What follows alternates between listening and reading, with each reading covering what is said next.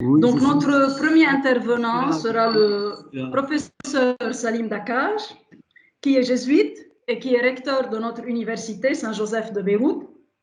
Il est titulaire d'un doctorat en sciences de l'éducation de Strasbourg et d'un autre doctorat en lettres philosophie sur le kalam musulman au Xe siècle de l'université Panthéon-Sorbonne. Il est actuellement aussi président de l'Association des universités au Liban depuis le 2 novembre 2020, président aussi du conseil d'administration de l'hôpital Hôtel-Dieu de France depuis 2017. Dans son compte, un grand nombre de recherches en sciences du kalam, en spiritualité syriaque et en ecclésiologie maronite, en sciences de l'éducation et en philosophie. Ce soir, il va nous parler, l'intitulé de son intervention, du regard de l'islam libanais sur l'autre, quelle spécificité, et donc du concept d'altérité dans son cadre communautaire pour arriver à une acceptation de l'altérité personnelle en donnant des exemples, surtout du système éducatif, religieux et public au Liban. Père Salim, à vous la parole. Oui, merci beaucoup. Bonsoir toutes et tous. Merci de cette invitation pour parler dans votre webinaire. Justement, je vais commencer par la date du 13 avril 1975 que Michel Younes a évoqué tout à l'heure. Et que pour dire cette date n'est pas seulement une date de déclenchement d'une guerre entre Libanais, chrétiens et musulmans, Palestiniens et Syriens. Il y avait pas mal d'autres mondes aussi, même des Yéménites. Mais une date symbolique qui avait révélé que le Liban, des années de quiétude, des années 50 et des années 60, pouvait être à découvert et que la guerre plutôt entre Palestiniens et milices chrétiennes libanaises pouvait assez facilement basculer dans un conflit meurtrier entre chrétiens et musulmans. Malgré la sagesse des aînés et des connaisseurs de la réalité libanaise, une guerre qui a coûté plus de 200 000 morts et qui s'est terminée par un rétrécissement de l'espace public, de rencontres et de dialogue national. Sans pardon mutuel à la fin de la guerre et jusqu'à aujourd'hui, et sans un vrai plan de restauration de l'État dont nous souffrons aujourd'hui. Cette date vient ancrée dans les mémoires de part et d'autre comme une guerre d'identité meurtrière. Est-ce possible que ces identités d'hier soient devenues aujourd'hui salvatrices, si nous prenons en considération le fameux couple formulé par Amin Maalouf dans Léon l'Africain? Identité meurtrière, identité salvatrice. Est-ce possible que les temps actuels soient des identités salvatrices? Point d'interrogation. Lorsque nous parlons de la conception de l'altérité par une partie déterminée, en l'occurrence le regard de l'islam libanais sur autrui, nous nous retrouvons sur le terrain d'un concept principal, ce que vous connaissez bien sûr, celui de la reconnaissance d'une autre identité que la sienne. La reconnaissance de l'altérité, au dire de Charles Taylor, dans un monde globalisé et pluraliste, permet de mesurer la capacité d'une pensée religieuse, philosophique ou politique à intégrer et à assumer les dynamiques sociétales contemporaines inhérentes à la mondialisation. Ainsi, la question essentielle que je poserai est la suivante. Est-ce la tendance de l'islam libanais actuel dans sa globalité? Est-ce cette tendance qui s'infléchit vers la reconnaissance sociale, politique et juridique de l'autre dans une même république, ou bien est-ce le contraire? Si nous revenons à la philosophie hegelienne de la reconnaissance, Anarcheno, nous comprenons qu'il existe trois sphères de reconnaissance selon un degré toujours plus fort d'autonomie accordée au sujet. L'amour, le droit et l'éthicité. Chez lui, la reconnaissance se réalise au niveau des groupes et des corporations, bien sûr, mais surtout entre des personnes puisque la reconnaissance s'effectue avant tout au niveau de la conscience et de la conscience individuelle. L'autre est-il aimé dans ses besoins psychologiques et psychiques? Est-il reconnu dans ses droits fondamentaux d'être différent et enfin respecté et estimé pour ce qu'il est? Je voudrais faire l'enquête dans le cadre qui m'est imparti, dans les domaines suivants: l'éducation, le comportement social et chez quelques penseurs de l'altérité, penseurs musulmans. En premier, j'identifie quelques données sur l'image de l'autre au niveau de l'éducation et la progression de cette image de l'autre au niveau de ce champ, l'éducation. Jusqu'en 1975, c'était l'école chrétienne, surtout catholique et protestante, qui dominait la scène de l'éducation scolaire au Liban. En plus d'une certaine occupation par le public, mais qui n'était pas vraiment très importante, peut-être au niveau du secondaire.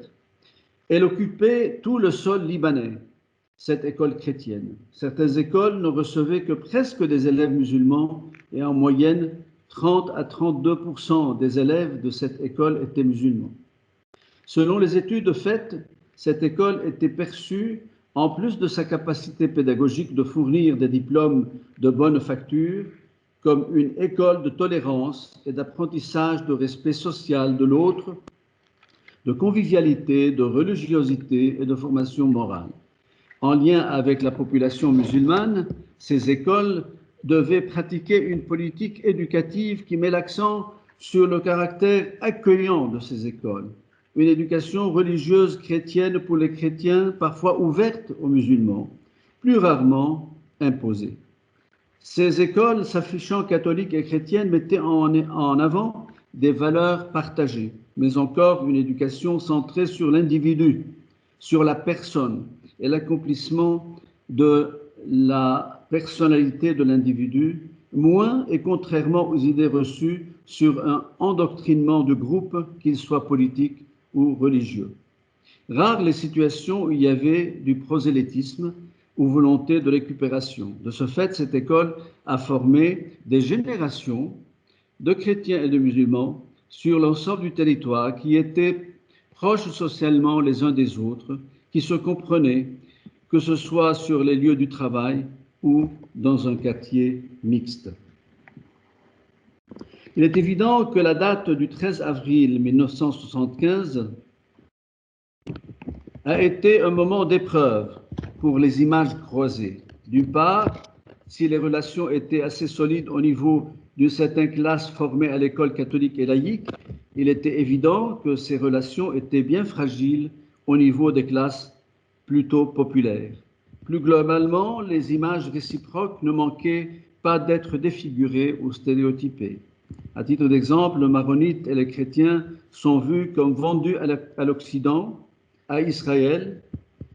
Les nouveaux croisés, les musulmans sunnites sont vus inféodés à l'Arabie saoudite. Les chiites sont les métoiles des sujets. D'autre part, si des personnes des deux communautés se montraient proches de point de vue culturel et social, cela ne signifie pas qu'ils se connaissaient réellement au plus profond d'eux-mêmes, surtout au niveau religieux et spirituel. C'est dans ce contexte qu'est né l'Institut des études islamo-chrétiennes, dont le principal à l'USJ, dans notre université, dont le principal objectif n'était pas une formation des personnes au dialogue, mais plutôt de travailler sur une connaissance authentique de l'autre dans sa réalité et comme il peut l'exprimer, et non pas en surface, et comme un pas vers la reconnaissance, de la connaissance à la reconnaissance. À la sortie de la guerre, le constat était une mutation profonde de la scène scolaire libanaise, de point de vue quantitatif et qualitatif. Une perte catholique presque de 200 établissements scolaires, surtout en dehors du Mont-Liban et du Chouf, c'est-à-dire là où les chrétiens étaient minoritaires. Un rétrécissement de leur carte, un remplacement de ces institutions par de nouveaux arrivants constitués d'un mélange d'écoles appartenant à des individus, des associations musulmanes chiites, et sunnites. Je ne vais pas m'étendre sur tous les détails, c'est toute une histoire. L'enseignement supérieur a suivi fortement la tendance, même si la répartition confessionnelle a été respectée. De nos jours, une étude des chartes et des textes de mission des nouvelles écoles musulmanes montre un infléchissement vers un endoctrinement musulman des jeunes générations dont elles ont la charge. Une partie des écoles chiites allant vers une formation au principe de wilayat al-faqih, l'autre partie revendiquant plutôt un chiisme à la libanaise au nom de la wilayat al-umma ala nafsiha, les écoles sunnites étant plus proches dans leur majorité d'un sunnisme proche du fondamentalisme littéraliste, d'autres plus libérales comme le réseau Al-Hariri. Pour être objectif, il est rare de trouver une école musulmane ou un réseau qui n'éduque pas à la tolérance, malgré tout, au respect de l'autre différent, la convivialité et à la citoyenneté dite musulmane à la libanaise, les valeurs et les principes étant presque les mêmes que ceux des chartes des écoles chrétiennes, quoique certaines mettent en valeur la communauté musulmane comme lien social. J'ai trouvé dans mon enquête 2 chartes d'écoles musulmanes qui parlent des chrétiens comme associalistes à condamner. Mais une littérature de plus en plus abondante parle du caractère indélébile musulman de l'éducation à l'école, de la nécessité de former les élèves aux valeurs musulmanes et au développement d'une culture musulmane. Témoin de cela, entre autres, une étude faite par un sociologue de l'université libanaise, je cite son nom, Abdelhakim Razzaoui, et qui est publiée sur le site internet de l'université, la jeune université Ma'arif, qui est proche de Hezbollah, qui dresse un tableau des différents éléments qui constituent l'éducation globale et la formation intégrale de la personnalité musulmane, que ce soit par la famille ou l'école ou l'université. Le rôle de cette éducation musulmane est de permettre aux musulmans de récupérer son identité et son appartenance devant les attaques de la mondialisation.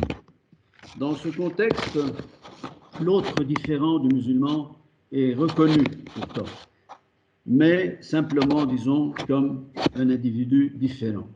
Avant ces dernières années, il n'était pas rare que des écoles chrétiennes et musulmanes entraient en contact pour organiser entre elles des activités limitées de groupes d'échange, de paroles et de discussions. Dans ce sens, il y avait une volonté, je pense qu'elle demeure, pour renforcer le lien social sur le double socle de la connaissance mutuelle et de la reconnaissance sociale réciproque. Nous retrouvons cette même situation au niveau de l'enseignement supérieur, où les rencontres pour objectifs professionnels montrent un minimum de reconnaissance mutuelle. Disons que cette reconnaissance due à l'éducation représente ou exprime le niveau superstructurel dans le sens de la production des idées et du savoir, des relations entre musulmans et chrétiens. L'image de l'autre par l'islam demeure celle qui est commandée par un État civil et pluraliste où la reconnaissance sociale est une position de principe. En deuxième lieu, je ferai un détour là maintenant sur le comportement social aujourd'hui, surtout de la part des musulmans, d'une certaine partie des musulmans, disons. Si le regard mutuel et par conséquent le regard de l'islam sur l'autre au niveau éducatif est plutôt problématique, contrasté, le même regard est bien contrasté au niveau social. Dans le contexte libanais, il faudra savoir que la sphère sociale du côté musulman, surtout chiite, c'est plus complexe du côté chrétien où la diversité politique laisse une marge de liberté chez les gens, est totalement inféodée par le politique. Donc, la sphère sociale chez les chiites est totalement inféodée par le politique, comme c'est la situation de l'administration publique, même l'éducation publique jusqu'à un certain point. Donc confessionnalisée et quelque part manipulée par ce même politique. Du côté de l'islam chiite, il est presque licite de confisquer les terrains de l'autre. Le droit à la propriété est relatif. On peut donner des exemples. Le bien de l'archidiocèse de Beyrouth, l'hôpital de Rasoul Azam sur la route de l'aéroport, ou bien des biens dans la plaine de la Bekaa. on confisque et on met la main lorsqu'il y a besoin, en revendiquant la présence historique dans le passé de chiites sur ces mêmes terrains. De même, l'autre est vu comme un spoliateur, comme dans les poèmes qui circulent sur les réseaux sociaux, au niveau populaire, sur le retour des chiites au Kesrouan, terre historique donnée aux chrétiens par les Mamelouks. De même, les chrétiens et les sunnites du 14 mars et de nos jours les révolutionnaires sont des gens vendus aux ambassades. De plus, il n'est pas rare de trouver des excuses pour maintenir l'armement de Hezbollah et accessoirement celui d'Amal, le parti du speaker de la Chambre des députés. Il s'agit d'une garantie que les chiites ne seront plus asservis de cette manière, ils ne seront plus asservis par les maronites et les chrétiens et les sunnites. Du côté sunnite, cela dépend de quel sunnite il s'agit. Si c'est un ou des groupes proches du djihadisme et de Daesh, il est normal que les chrétiens soient traqués d'ennemis, de gens vendus aux forces démoniaques, c'est-à-dire à l'Occident. Un parti assez actif, pourtant interdit d'action au Liban, Hizb al-Tahrir al-Islami, n'hésite pas à proclamer l'interdiction de la liberté de conscience individuelle, confirmée par la constitution libanaise, et le retour à l'application du système zimmi, la jizya, qu'ils disent s'il est bien appliqué, c'est une garantie pour les chrétiens, pour leur sécurité matérielle et morale. Il est évident que des partis comme la Jama'a Islamiyya, les frères musulmans, la Hezbollah chez les chiites, ainsi que d'autres groupes comme les Mashari'a, dont le but est d'établir l'État musulman qui admet l'autre dans un cadre prescrit auparavant par la Constitution et les lois de l'État islamique.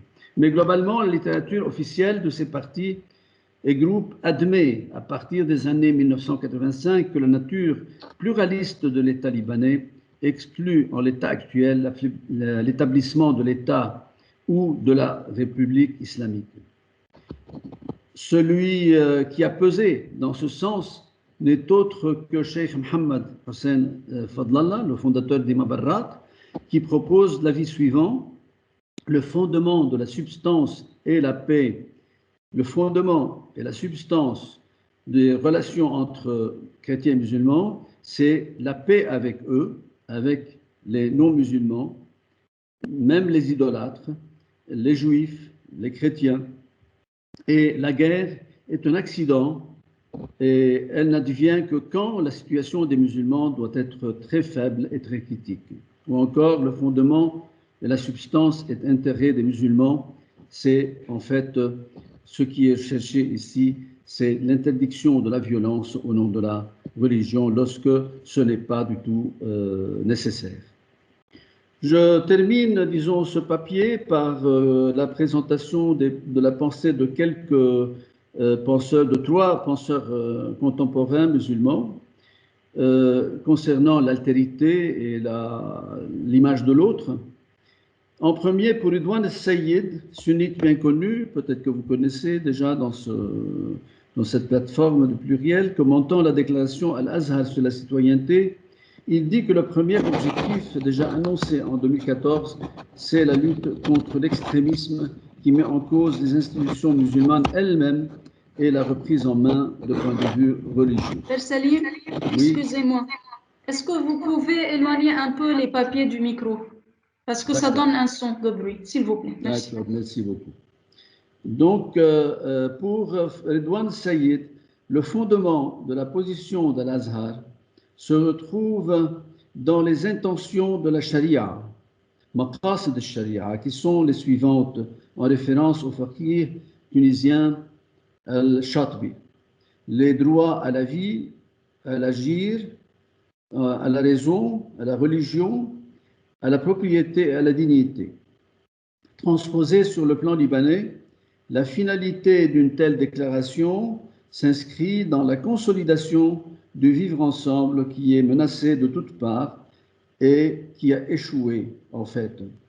Deux pistes sont à prendre: combattre l'extrémisme qui met en danger le vivre ensemble et combattre la manipulation du confessionnalisme et l'appartenance religieuse par des politiciens qui ont converti le vivre ensemble en une sorte de cohabitation au lieu que ce vivre ensemble ne débouche sur la citoyenneté. Au Liban, dit-il, nous avons un État national, démocratique, constitutionnel, qui est fondé sur la citoyenneté commune et sur l'égalité des droits et des devoirs. Mais il est en crise. Celle-ci est entretenue par les ambitions et les appétits des uns et de leur corruption, et par la volonté des politiciens radicaux à ne parler que des droits de leur confession, chrétiens et musulmans, chiites et sunnites. La citoyenneté a besoin d'être refondée sur les principes constitutionnels et par une pratique politique soumise à la reddition des comptes, à la transparence. L'État démocratique et constitutionnel n'a d'autre référence que les citoyens libres, dit-il, et non à des références religieuses ou d'autorité, car cet État est celui des citoyens libres et égaux. Un autre son de cloche, la voix de Wajih Kansu, chiite aussi, qui est spécialiste, comme on le sait, de l'interprétation du Coran. Le dialogue entre les religions est fondamental, puisque son but est d'instaurer la paix sociale. Mais son cadre est l'État, qui est garant des libertés et de la dignité de chacun. Le concept de la citoyenneté se définit pour lui comme la relation de l'individu avec l'État, relation qui est régie par le système des droits et des devoirs. Pour lui, la constitution libanaise a consacré la citoyenneté au Liban dans son sens politique et juridique, ce qui est essentiel. Mais le problème au Liban, ce n'est pas seulement que les gens appartiennent à des confessions, mais que cette appartenance semble exclusive et que cela est devenu un fait accompli qui s'impose au pouvoir politique de nos jours. Il n'y aurait pas eu cette déviance s'il n'y avait pas une manipulation des gens par les politiciens qui ne cherchent que leur intérêt et leur propre avenir. Commentant récemment la visite du pape François en Irak, il la conçoit comme une interpellation à ce que l'Irak et d'autres pays sortent du règne anarchique des confessions et du sectarisme pour retrouver le lien citoyen, social, qui est fondement de l'ordre public. Un troisième personnage important de la scène musulmane et même chrétienne libanaise, c'est Mohamed Sammak, coprésident sunnite du comité officiel islamo-chrétien, dira que le défi de l'islam est d'accepter l'autre comme partenaire à égalité avec le musulman, car la globalité du pluralisme dans le monde aujourd'hui exige cela comme garant de la paix entre tous. Pour Sammak, bien écouté par Dar al-Fatwa et même de certaines autorités musulmanes arabes, la base doctrinale dans l'islam dit que la relation entre les citoyens repose sur le respect de la foi de l'autre différent. Il n'y a pas un fondement doctrinal qui impose une relation entre citoyens sur la base de la religion de la majorité ou bien sur la base de la religion du président. En conclusion, la tendance d'une certaine pensée musulmane qui use d'ijtihad et connaît plus que d'autres les principes de l'islam est le respect de l'altérité dans le cadre de la citoyenneté, qui n'est plus une altérité d'un groupe depuis le temps des Abbassides et des Ottomans, mais une altérité individuelle libérée du carcan du confessionnalisme politico-juridique. Toutefois, cette altérité citoyenne est à consolider, et à retrouver et à consolider par une protection juridique de l'appartenance religieuse de l'individu. Dans les troubles actuels que connaît le Liban, à mon avis, la cause se trouve dans une caste politique dépassée par les événements. Les signes de la promotion du respect de l'autre sont là, et de son acceptation, de la reconnaissance juridique de son existence, même si la gestation d'un nouvel esprit tardera à arriver.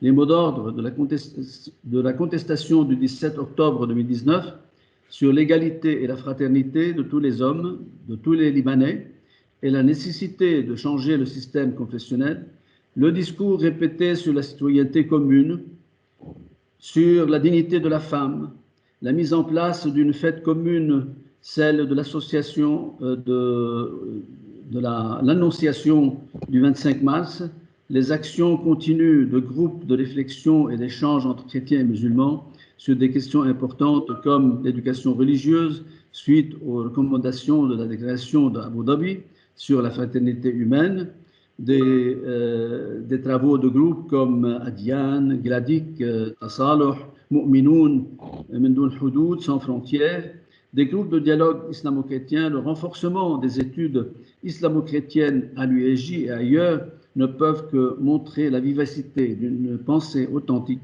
qui cherche à consolider la place de l'autre dans la conscience de chacune et de chacun. Je vous remercie pour votre écoute. Merci, professeur Dakash, pour cette intervention qui a exposé clairement le cas du Liban. Vous avez parlé de l'importance de l'éducation dans la formation des relations solides ou fragiles. Vous avez mis en valeur la connaissance qui mène à la reconnaissance et vous avez mentionné surtout que l'enseignement construisait la personne humaine, alors qu'actuellement, certains réseaux éduquent à d'autres sons de cloche, par exemple la Wilayat al-Faqih, et que par l'interférence ou l'intergérence de la politique, toutes les choses sont rendues problématiques.